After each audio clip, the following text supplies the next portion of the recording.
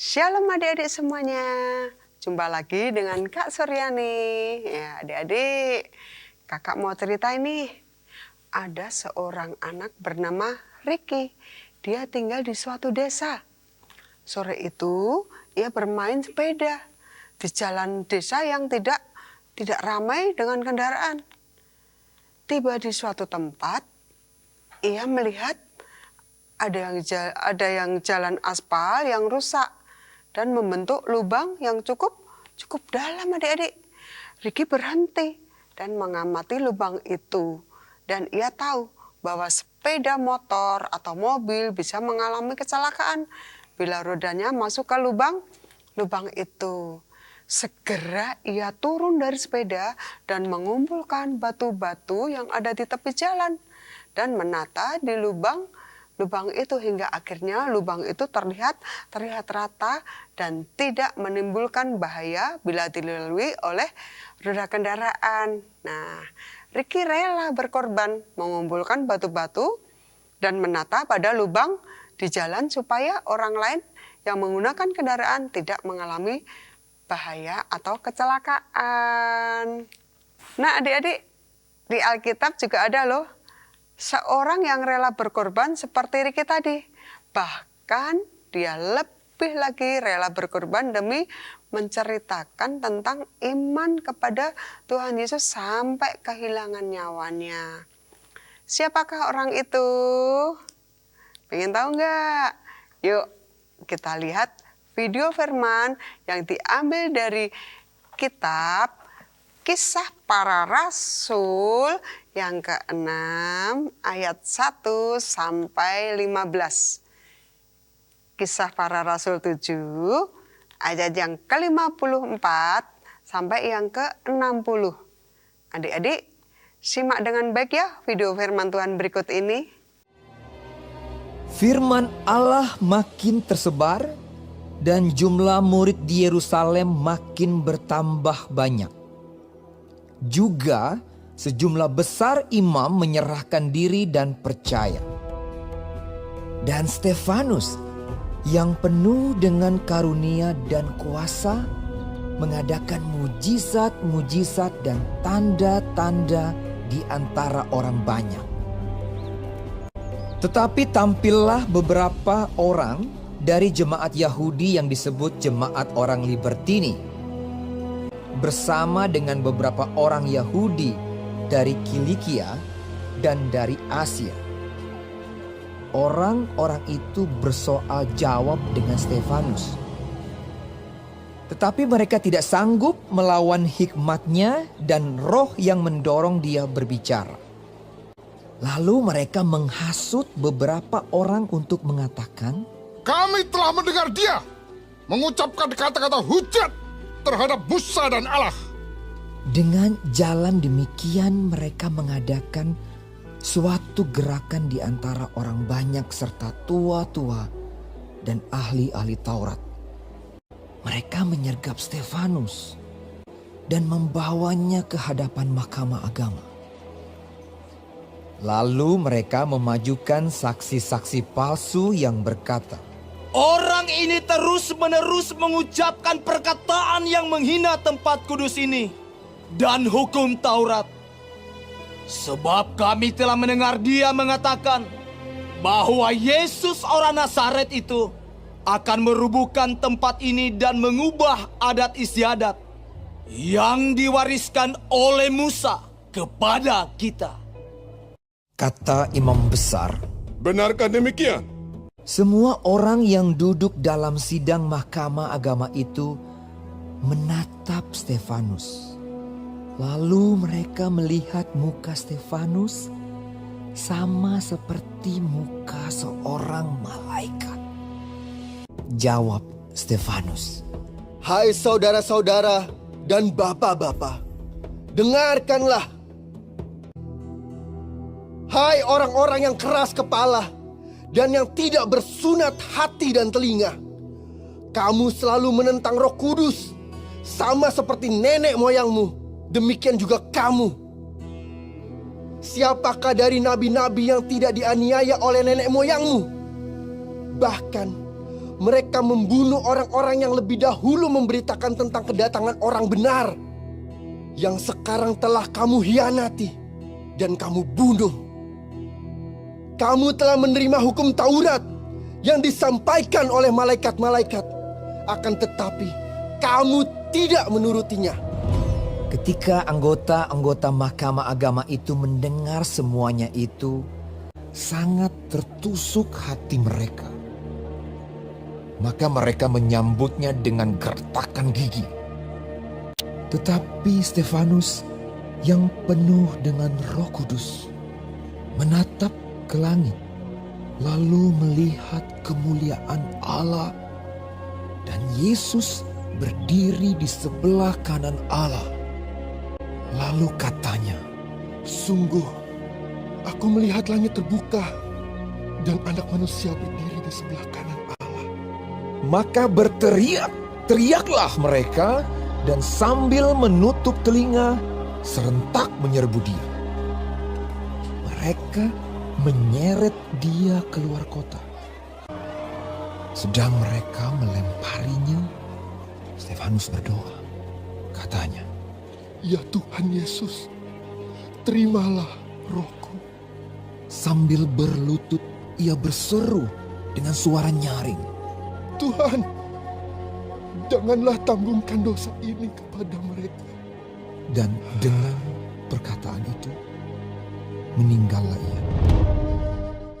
Nah adik-adik, dari video tadi kakak mau sampaikan bahwa setelah Roh Kudus turun dan memenuhi para murid Tuhan Yesus menjadi rasul atau utusan Tuhan, maka 12 rasul berani menceritakan atau menyampaikan kabar baik kepada orang banyak tentang segala perbuatan dan pengajaran yang telah dilakukan oleh Tuhan Yesus.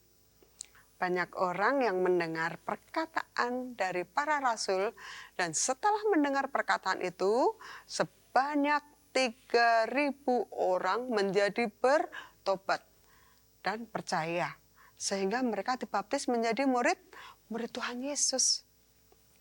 Nah, saat itu orang-orang yang percaya dan menjadi murid Tuhan Yesus terus bertambah, sehingga ke-12 rasul semakin sibuk melayani mereka.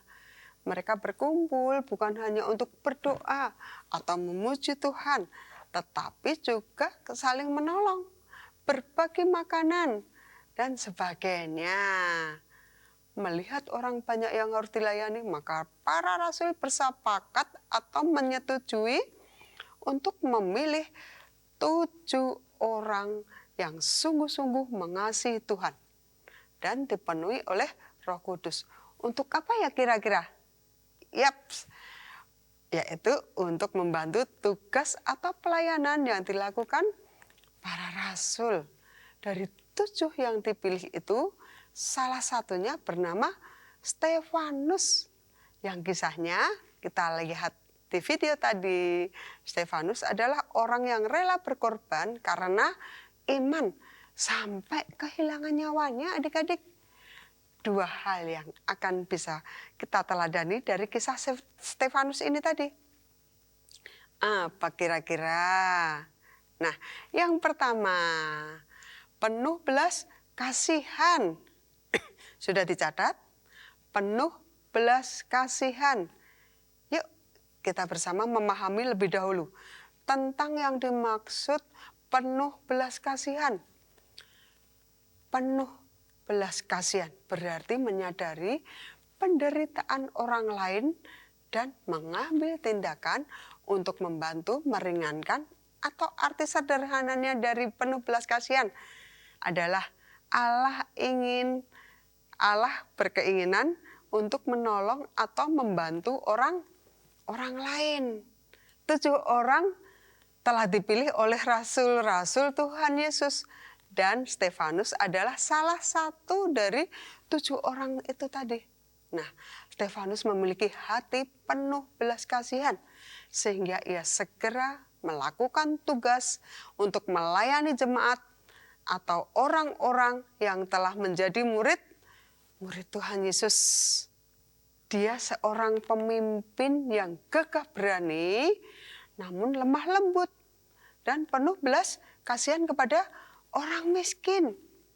Stefanus rela berkorban atau memberikan waktu dan semua kemampuannya untuk melayani dan membantu orang lain supaya lebih percaya dan lebih sungguh-sungguh mengasihi Tuhan Yesus.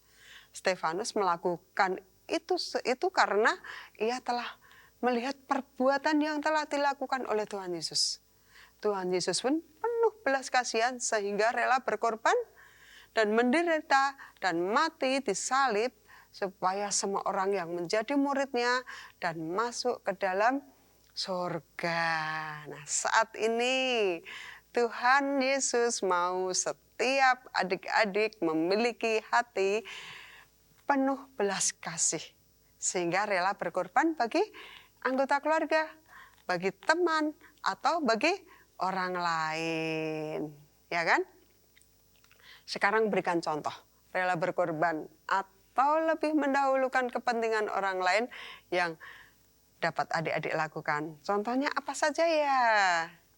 Oke, setiap hari Jumat atau hari Sabtu dengan menggunakan HP, handphone itu adik-adik dapat mengingatkan teman untuk datang ibadah bersama di ibadah kids ya.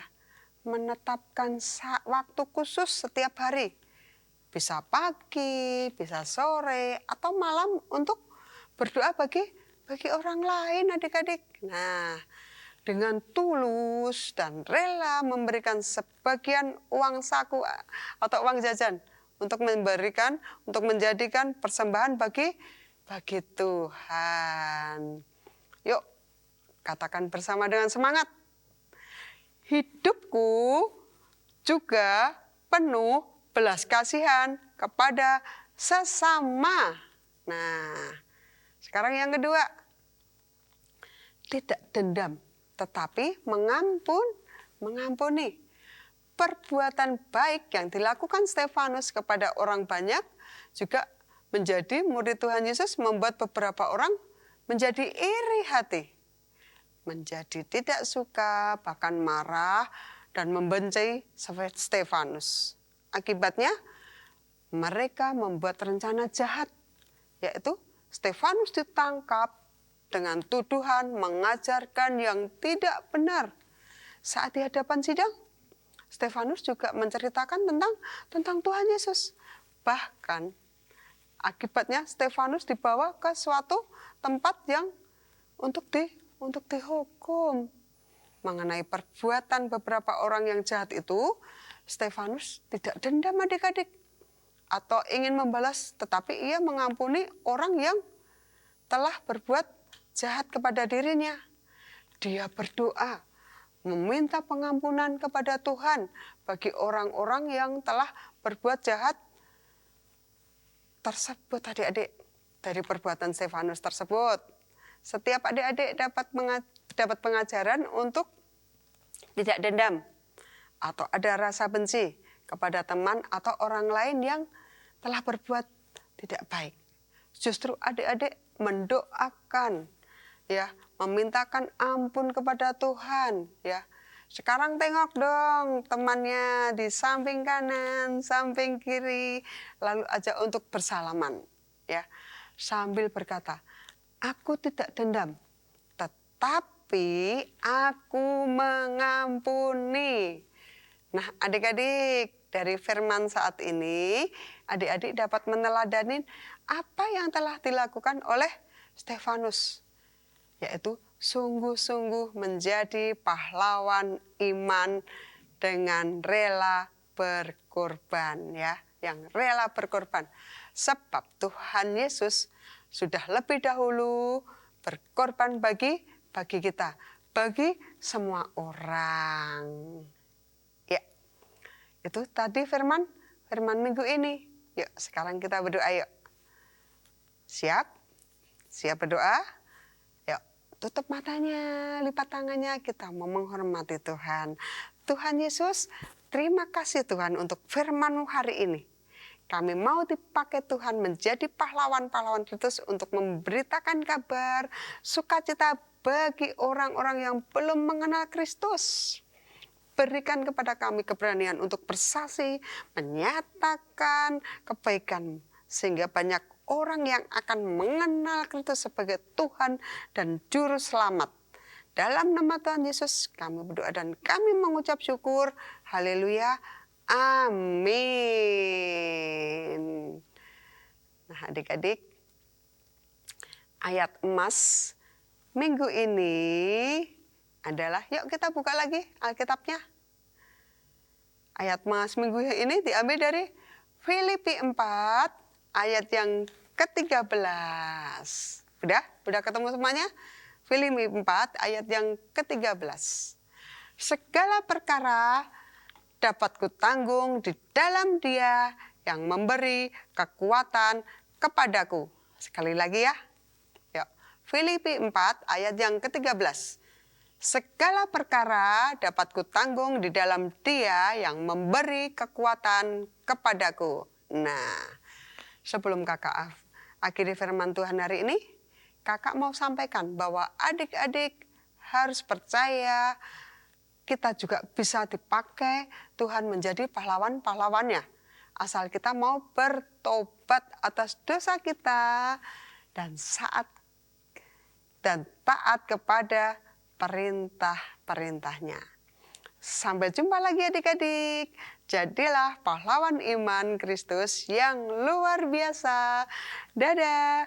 Tuhan Yesus memberkati.